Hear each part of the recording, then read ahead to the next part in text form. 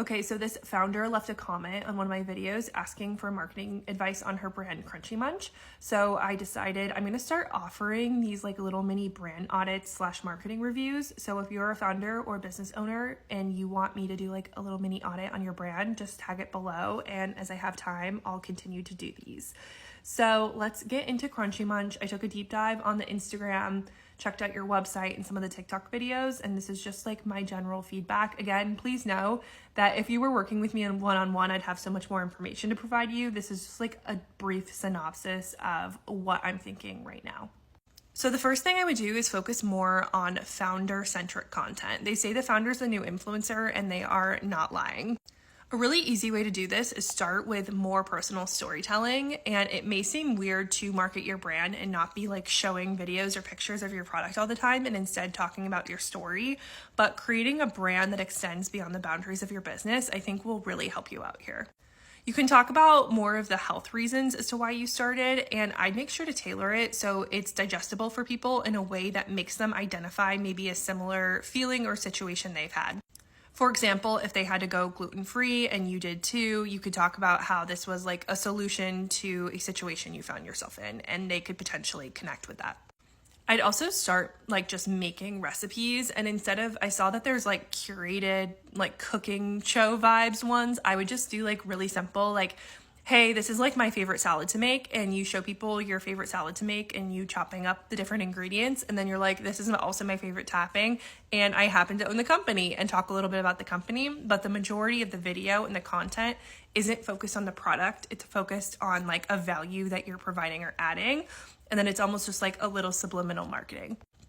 With your messaging, I'd tailor it to tap into more as to why people would want this instead of just sharing what it is. I feel like when you can connect with a why, it's a lot more activating.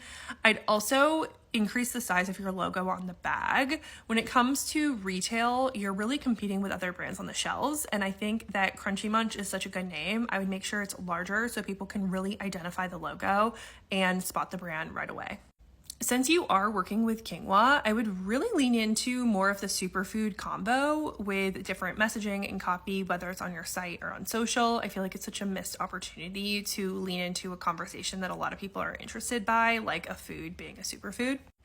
The next thing I would focus on is doing more photo shoots where you're integrating the product into its like real use. So if you're going to be using it, like let's say as a salad topping, you do shoots where you're shooting it being like poured onto a salad, or a salad with the topping already on it, instead of just product focus shoots, meaning like just the bags that people would buy from the store.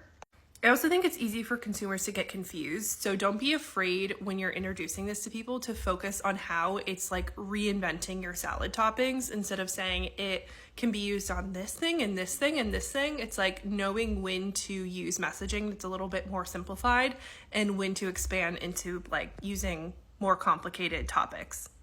Also, definitely easier said than done, but any elevated grocery space you can get into, whether it's like more local markets or an Erewhon, Whole Foods, Sprouts situation, it's just going to elevate people's perception of your brand. Okay, and now for my favorite part, the messaging. I did this in like 5 minutes, so no one judge me, but I wanted to give some ideas of different primary and secondary language or like messaging that you could use.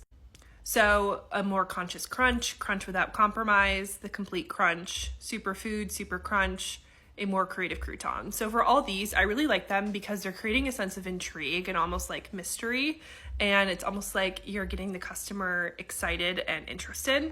And I really think having like a solid core message really helps create that interest from the jump with the consumer. And when you're ready to discuss more than just like the salad toppings, you can say salads, soups, bowls, and beyond, just to keep a maybe more complicated idea really simple. You'll also notice a lot of copywriters use this trick, like for the second one in the secondary section. So if a crouton and a superfood had a baby, because you're really tapping into like communicating a visual or like something that people can imagine. And when you can create something that they can imagine, it leaves an imprint on their brain a lot easier than just like talking about a concept, if that makes sense. So that's all for this brand audit and marketing review. I hope it was helpful. I think Crunchy Munch is such a cool brand, and I'm so excited to see where you go and grow. And again, if you're a business owner or a founder and you want me to take a look at your brand and give you a little brand audit and review, just leave your company or your brand name below, and as I have time, I will get to them.